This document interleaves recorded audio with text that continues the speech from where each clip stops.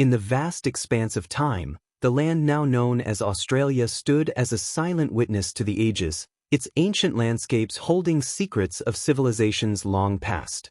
This is a tale that stretches back over 65,000 years, a saga of human endurance, exploration, and discovery. Welcome to History Love.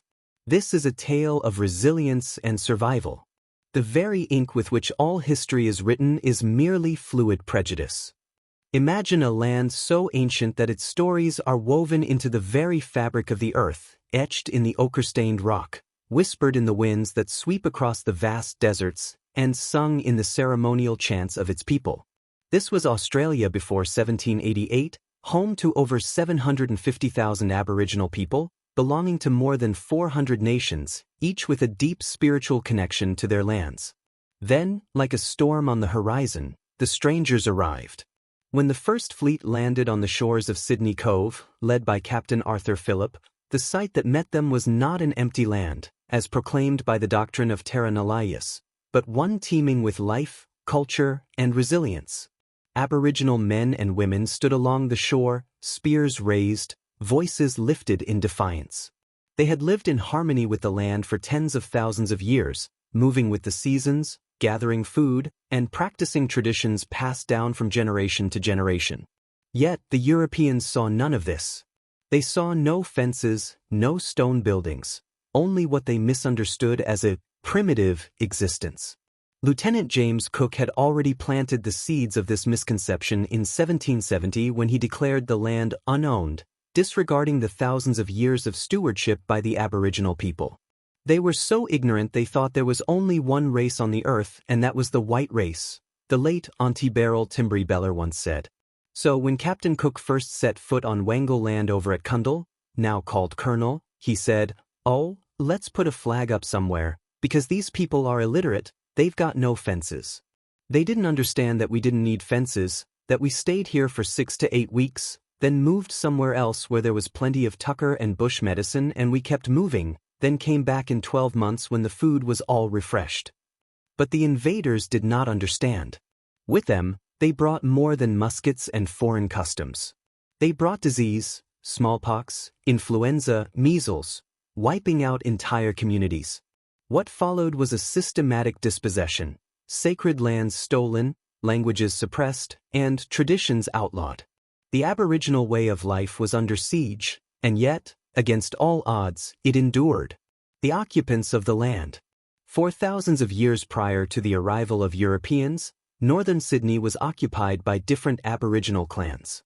Living primarily along the foreshores of the harbour, they fished and hunted in the waters and hinterlands of the area, harvesting food from the surrounding bush. Self-sufficient and harmonious, they had no need to travel far from their lands, as the resources around them were abundant, and trade with other tribal groups was well established. Moving throughout their country in accordance with the seasons, people only needed to spend about 4 to 5 hours per day working to ensure their survival. With such a large amount of leisure time available, they developed a rich and complex ritual life, language, customs, spirituality, and the law, the heart of which was their deep connection to the land. European discovery and arrival. The arrival of Lieutenant James Cook in 1770 marked the beginning of the end for this ancient way of life. Cook's voyage of exploration was carried out under orders to take possession of the southern continent if it was uninhabited, or with the consent of the natives if it was occupied. Either way, it was to be claimed. Upon his arrival, Cook declared the land he called New South Wales to be the property of Britain's King George III, disregarding the undeniable fact that the land was already well populated. His failure to even attempt to gain the consent of the Aboriginal people began the legal fiction that Australia was waste and unoccupied, terra nullius. Cook was soon followed by the arrival of the First Fleet in January 1788, under the command of Captain Arthur Phillip, whose mission was to establish a penal colony and take control of Terra Australis for settlement. Watkin Tench, a Marine officer who accompanied the First Fleet, observed the reality of Aboriginal presence. "We found the natives tolerably numerous as we advanced up the river, and even at the harbor's mouth we had reason to conclude the country more populous than Mr. Cook thought it. For on the supply's arrival in the Botany Bay on the 18th of the month, they assembled on the beach of the south shore to the number of not less than 40 persons, shouting and making many uncouth signs and gestures. This appearance whetted curiosity to its utmost, but as prudence forbade a few people to venture wantonly among so great a number, and a party of only 6 men was observed on the north shore, the governor immediately proceeded to land on that side in order to take possession of this new territory and bring about an intercourse between its new and old masters. The first act of land ownership by Europeans came within 4 days of arrival, when a group of men from the HMS Sirius went ashore to clear land to gain access to fresh water. By January 26th, the first fleet had found its way to Sydney Cove and landed there on the harbor. Aboriginal life through European eyes. The early Europeans took a dim view of the Aboriginal way of life when they first encountered it. Watkin Tench recorded in his diary, "It does not appear that these poor creatures have any fixed habitation, sometimes sleeping in a cavern of rock, which they make as warm as an oven by lighting a fire in the middle of it. They will take up their abode here, for 1 night perhaps, then in another the next night. At other times, and we believe mostly in summer, they take up their lodgings for a day or 2 in a miserable wigwam, which they made from bark of a tree. There are dispersed about the woods near the water 2, 3 for together. Some oyster, cockle and mussel, shells lie about the entrance of them, but not in any quantity to indicate they make these huts their constant habitation.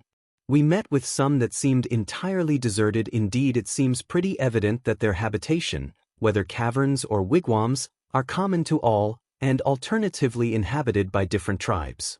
Kinship with the land. For Aboriginal people, and in this instance, the clans living on the northern shores of Sydney, nothing could have been further from the truth. What the early colonists never understood, and what many Australians are only now beginning to grasp, was that the Aboriginal lifestyle was based on total kinship with the natural environment. Wisdom and skills obtained over the millennia enabled them to use their environment to the maximum. For the Aboriginal people, acts such as killing animals for food or building a shelter were steeped in ritual and spirituality and carried out in perfect balance with their surroundings. Jenny Monroe of the Wiradjuri Nation explained, "From time immemorial, we believe as Aboriginal people, Australia has been here from the first sunrise. Our people have been here along with the continent with the first sunrise. We know our land was given to us by Bayami. We have a sacred duty to protect that land. We have a sacred duty to protect all the animals that we have an affiliation with through our totem system."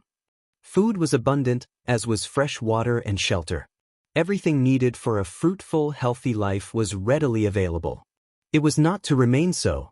The British arrival brought armed conflict and a lack of understanding, which heralded the demise of the northern Sydney clans, along with the other peoples of the Sydney Basin, the Darawal to the south and the Darug to the west. Food shortages soon became a problem.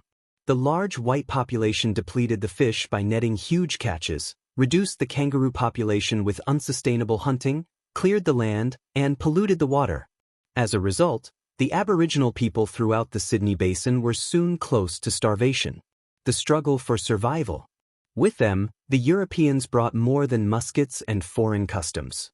They brought disease, smallpox, influenza, measles, wiping out entire communities. What followed was a systematic dispossession, sacred lands stolen, languages suppressed, and traditions outlawed.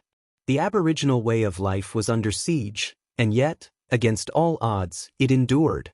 They were so ignorant they thought there was only one race on the earth, and that was the white race, the late Auntie Beryl Timbry Beller once said. So when Captain Cook first set foot on Wangal land over at Cundall, now called Colonel, he said, "Oh, let's put a flag up somewhere, because these people are illiterate, they've got no fences." They didn't understand that we didn't need fences, that we stayed here for 6 to 8 weeks, then moved somewhere else where there was plenty of tucker and bush medicine, and we kept moving, then came back in 12 months when the food was all refreshed. History has long been written by the victors, but the truth of Australia's past cannot be erased. The spirit of the First Nations people remains unbroken, their voices rising once more to tell their own stories, to reclaim their land, their culture, and their rightful place in history. This is not just an Aboriginal history. This is Australia's history. And it must never be forgotten.